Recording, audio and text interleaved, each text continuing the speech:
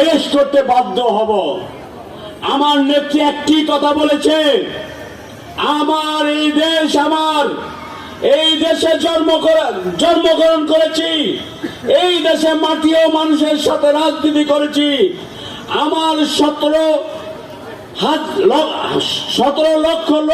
17 কোটি লোক এই দেশের সকলে আমার সন্তান। এই সন্তানদেরকে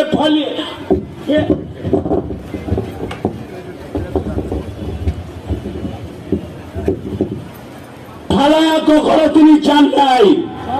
আজকে আপনারা যারা বাংলাদেশ জাতীয়তাবাদী দল করেন, বিএনপির পিছনের কথা ভুলে যান।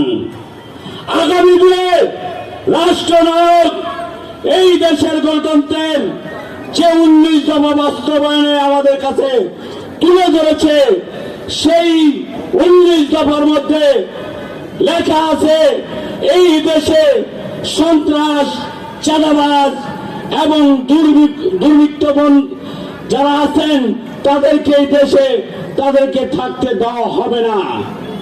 যদি এই দেশ আপনারা আমরা সকলে মিলে আমরা যদি সুন্দর করে গড়ে তুলি, এটা আমাদের দেশ। আমরা এত মামলা হামলা খাওয়ার পরে আমরা কিন্তু দেশ ত্যাগ করি নাই। আমরা পুলিশের সাথে চোখ পলান্তি খেলছি। আজকে আওয়ামী লীগ যারা করেন, আপনারা দেখেন আপনার নেত্রী এই দেশ থেকে আপনাদেরকে তুলে সে পালিয়ে গিয়েছে কিভাবে। লজ্জা করা উচিত যারা আওয়ামী লীগ করেন। হাসিনা দেশ শাসন করেছে তার বাবার প্রতিশোধ নেওয়ার জন্য। তার রাজনীতি কিন্তু ছিল না এই দেশের জনগণের দিকে। তাহলে আজকে গণতন্ত্র দেশে থাকতো, 5 বছর পর পর নির্বাচন হতো, আজকে দেশে দুর্নীতি করতে পারত না।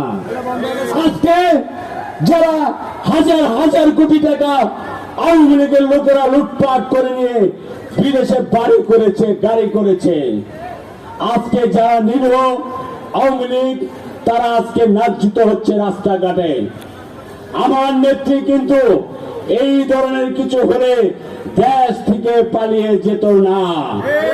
তাই বলেই দেশ থেকে বেগম খালেদা জিয়া আপসী নেত্রী, দেশ নেত্রী। আজকে আমরা যারা বাংলাদেশ জাতীয়তাবাদী দল করি, বিএনপি করি, আমাদের বুকে একটি জিনিসই সেটা ধারণ করে থাকি যে বিএনপি বাংলাদেশ জাতীয়তাবাদী দল ক্ষমতায় যদি আসে, জনগণ যারা আছে তারা কিন্তু টাকা